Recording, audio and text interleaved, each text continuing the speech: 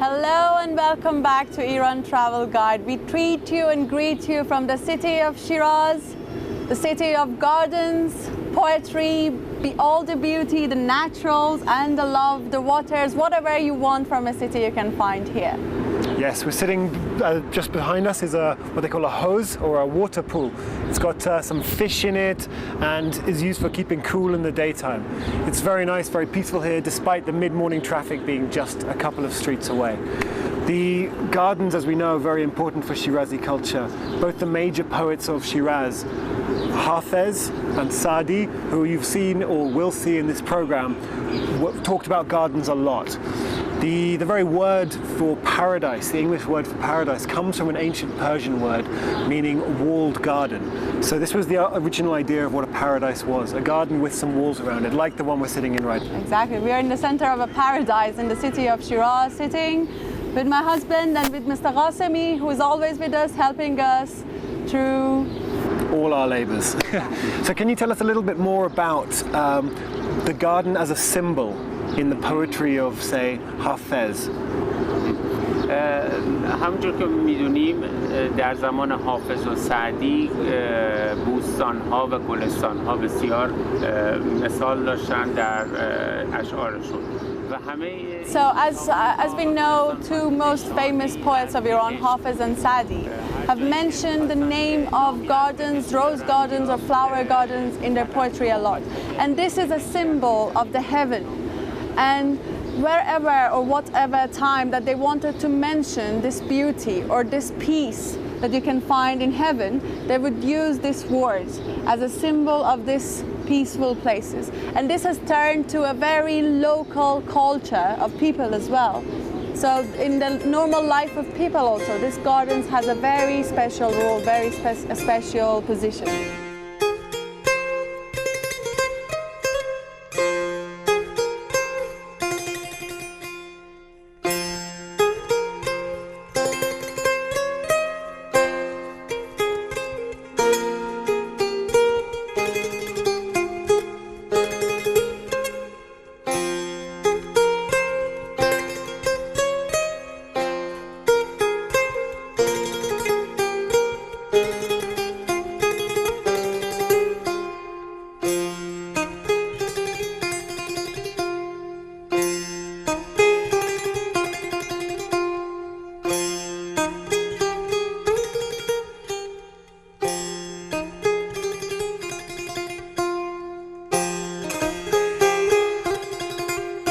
So some of the activities that people here would come to do, they would come to sit, be quiet, think by themselves, maybe pray, meditate.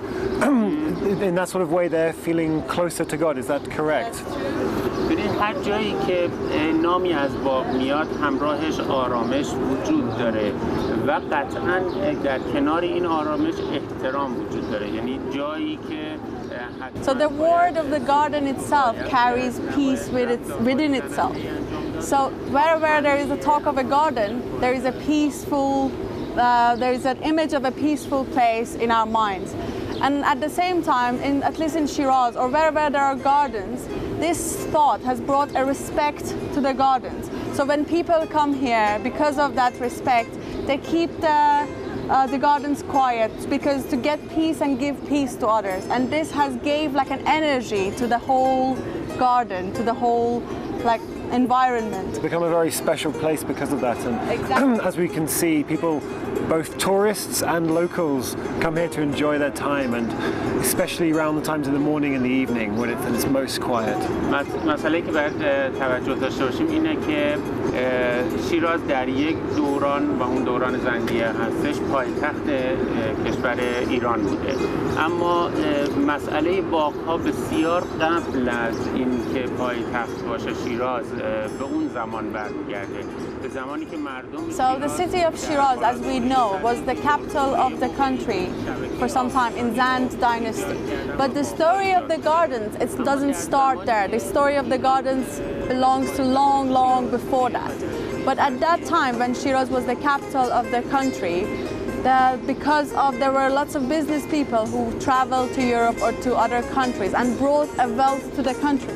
So this money who came to this city made to like helped to make the city beautiful, making gardens, making lots of trees, and that is the reason that this city is so beautiful. And a lot of these gardens came as palaces from before. Exactly. So there we have it, the Shiraz, the city of gardens and poetry. Please come and see it for yourself. Thank you for joining us. Thank you, Mr. Ghassemi, for talking us through. And see you again.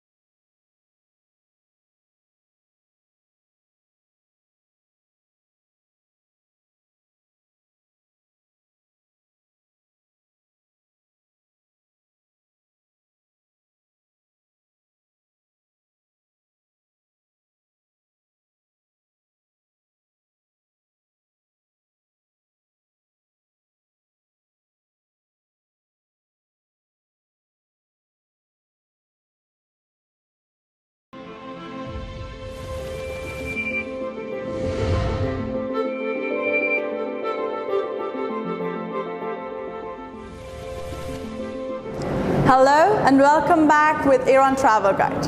We are here today with you from the city of Mashhad in northeast of Iran. When we say Mashhad, we all know that Mashhad is one of the most important cities in the country of Iran. Why is that? We all know it's because this city, it's the burial place of one of the Imams of Shia, the 8th Imam of Shias, which is very respected by the Muslims, all the Muslims. Where we're standing right now, it's its shrine. But this place is not only his shrine, it's a complex. Yes, there's lots of other things on offer here. There's a university, there's libraries, there's schools, there's various places to pray, mosques, minarets and everything. But in addition to this, over the last 50 years or so, the people here have built up a huge collection of materials, both from Islamic period and before that, and display them in a number of museums. These museums are different. There are museums of Quran copies of very valuable Quran, very old valuable Quran copies which are written with different handwritings are available here. There are lots of calligraphy artworks.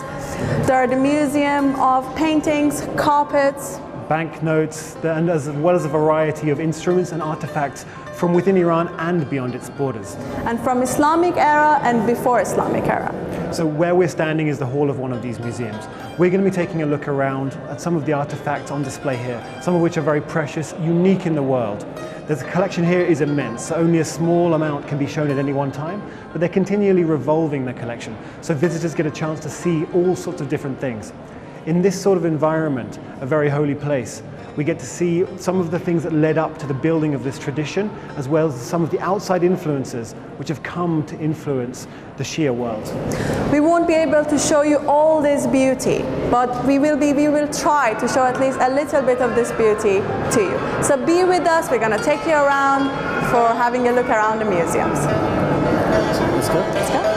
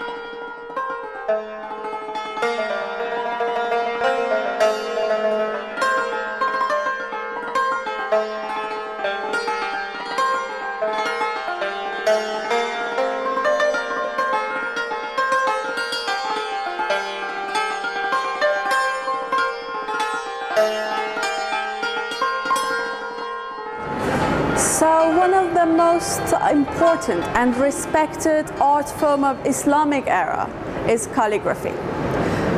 In particular, of course, the calligraphy of Quran, Holy Quran scripts. Yes, we're standing here in the Quran hall of the Imam Reza shrine in Mashhad, and behind us are some great examples of the illuminated manuscripts that have such incredible detail and texture to them.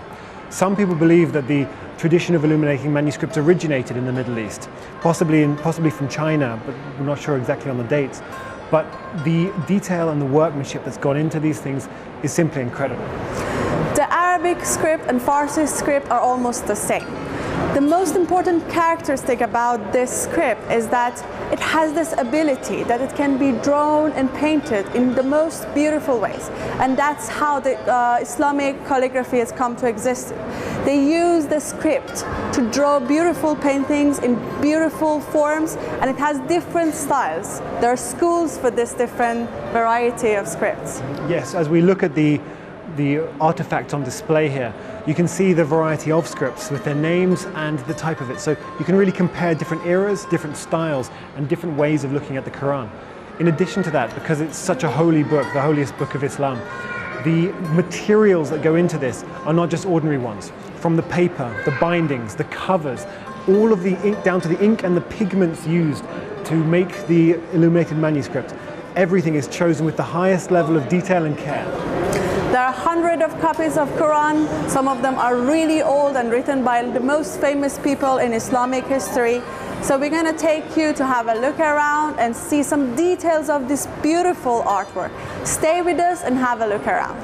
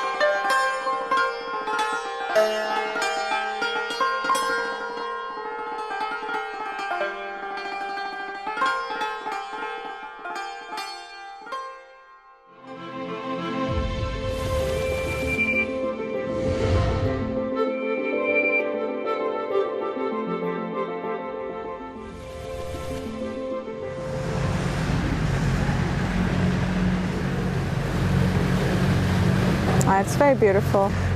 Yeah, we're here looking down over the cable car going down to the sea in the city of Ramsar. The Caspian Sea is spread out before us like a sort of tablecloth almost. Yeah. And I'm glad that you can be here with us to enjoy it. We are here standing right next to the cable cars of Ramsar Green City, where the hotel up the top and the entertainment complex down the bottom are linked by this cable car. As we've traveled quite a bit, we've seen a lot of cable cars in Iran. Yeah, it's something of an Iranian specialty, you would say. Yes, there are lots of cable cars in the country. Doesn't matter which part you go. If you go to the mountains, there are cable cars to go up the mountains, in the woods, in the jungle. If you are interested in skiing, you can take the cable cars, go to the skiing resorts. And come back. So something that makes it easier to sort of access all this nature, access all the beautiful points, as well as some of the activities in a much quicker way. Yeah, especially like for me, my husband, he loves hiking. He can spend like hours in the mountains. Days, yeah. But for me, I'm lazy. I prefer to take the cable car, just go up, meet him there. So this is perfect for me. It's really ideal for me. No, it's great. I mean, we've taken cable cars in some other cities as well. Tehran has a very easy one to reach that goes right up to the top of the mountains looking over. And here's a lovely viewpoint as well. So yeah, what you can see in the background is the Caspian Sea, the biggest lake in the world, and the cable car which connects the sea to the woods up there, up here. So it's beautiful. Great, well let's go see what else there is to offer. Come with us as we show you around this lovely place. Thank you.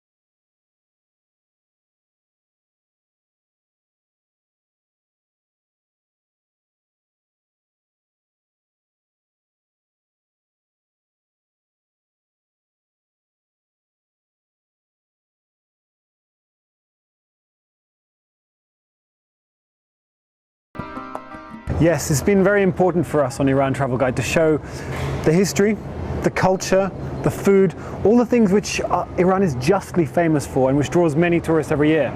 But we also want to give special importance to nature. And also give you some information about the nature of this country. Iran is not the only the country that you come only to visit the historic site. There are lots of beautiful natural sites that you can come visit and enjoy. Yes, there are mountains, there are deserts, there are lakes. There is the largest lake in the world in the Caspian Sea on the north coast. There are islands, there are caves, there are all sorts of things, you know, from the dryness of the center, the desert lifestyle, to something which is much more verdant and lush as we can see behind us. Here we have a beautiful forest here in the north of Iran. Can you tell us some more about the differences in Iran's nature? Yeah, and I just want to add to whatever you said, that you can find different species of animals, birds, fish in the Caspian Sea or in the south in the Persian Gulf. Persian Gulf, yeah. Yes. And yes, of course. So the nature of this country is wonderful. We have 4 different seasons in this country. And in each season, you might get the heat in one city, but you might get snow in the mountains. So it is very possible you can experience exactly different temperature or 2 different environment at the same time in this country. Yes, absolutely. There's all sorts of different things that we can do here and different things we can see. One thing about Iran is that it's got a population of about 80 million, is that right? However, it's massive. It's a huge country. So that means that although there's lots of people in places like Tehran, there's lots of wilderness to be explored and to find out more about as we go along. And we cannot show you all this beauty. You should come here yourself and see all this beauty by yourself. So please stay with us, stay tuned for the next episodes and watch our show. Thank you so much and enjoy the show. Thank you and goodbye. Thank you. You look very excited. I am. Well, look, we wouldn't be with this around us here. No, it's beautiful. It is beautiful. It's very magical, you know? I want to know what's happening like behind those. Let's go have a look down this way. Yeah, let's go. Ladies first then. Nope, hurry up. There's so much to see in so little time.